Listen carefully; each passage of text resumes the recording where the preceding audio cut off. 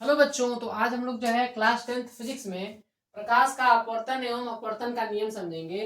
प्रकाश का अपवर्तन क्या होता है? प्रकाश किरण के एक माध्यम से दूसरे माध्यम में प्रवेश करने पर उनके पथ में परिवर्तन होने की घटना को प्रकाश का अपवर्तन कहते हैं। अब ये क्या बता रहा है? ये बता रहा है कि अगर आप लोग का प्रकाश किरण है तो प्रकाश का जो किरण होता है जब एक माध्यम से वो दूसरे माध्यम में प्रवेश करता है तो उसका जो पथ है वो बदल जाता है, वो परिवर्तित हो जाता है। तो उसी चीज को, उसी घटना को क्या कहेंगे?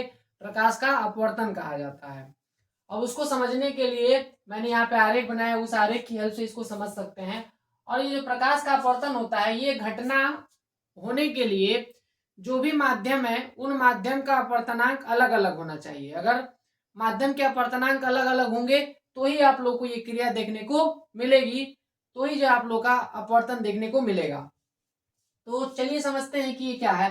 तो यहाँ पे मैं क्या कर रहा हूं, ये प्रकाश की किरण है जो कि क्या कर रही है, आ रही है, ठीक है, किसी एक माध्यम से।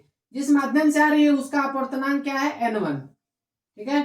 और क्या होती है कि जैसे ही ये जो है दूसरे माध्यम में प्रवेश करती है, ये यहां से आप लोग का ये जो मैंने लाइन खींचा है, अब इसके नीचे दूसरा माध्यम है, तो जैसे इसमें प्रवेश करेगा तो इसको जाना कैसे चाहिए था? ऐसे जाना चाहिए था, क्योंकि प्रकाश जो होती है वो सीधी रेखा में गति करती है, गमन करती है। तो गमन करने की कंडीशन में इसको जाना कैसे चाहिए? इस डायरेक्शन में। लेकिन देखेंगे क्या कि ये प्रकाश ऐसे ना जाके वो किधर चली गई है? इधर चली गई है, ठीक है। तो ये आप लोग का डायरेक्शन चेंज हो गया, इसका इसका जो पथ है वो बदल गया। तो बदलने की कंडीशन में अब क्या इसको बोलेंगे कि इसका क्या हो चुका है? इस प्रकाश का अपवर्तन हो चुका है। और इस माध्यम का जो अपवर्तनांक है वो क्या है? n2। तो मैंने बोला था कि दोनों माध्यम का जो अपवर्तनांक अलग अलग होगा तो ये घटना देखने को मिलती है। तो ये आप लोग का प्रकाश का अपवर्तन होता है।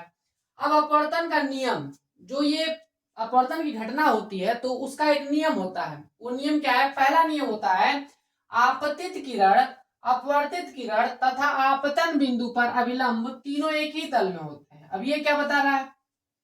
ये बता रहा है कि जो भी आप लोग की प्रकाश की किरण आ रही है जिसका अपवर्तन होना है तो उसको बोला जाता है आपतित किरण, ठीक है।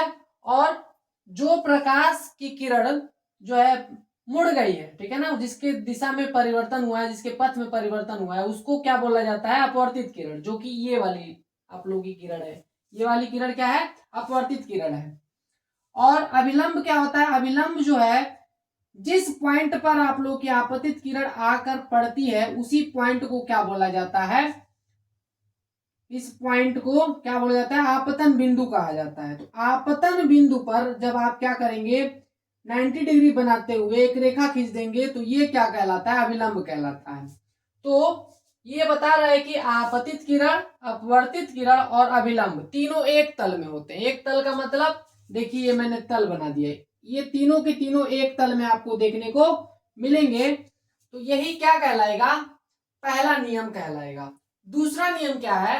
आपतन कोण की ज्या, जिसको साइन आई बोलते हैं, तथा अपवर्तन कोण की ज्या का अनुपात एक नियतांक होता है। अब ये क्या बता रहे हैं? ये बता रहा है कि इसको आपतन कोण जो लेंगे, इसका आपतन कोण की ज्या लेंगे और जो अपवर्तन कोण की ज्या लेंगे तो इनका अनुपात लेने पर आपको हमेशा एक नियतांक मिलेगा।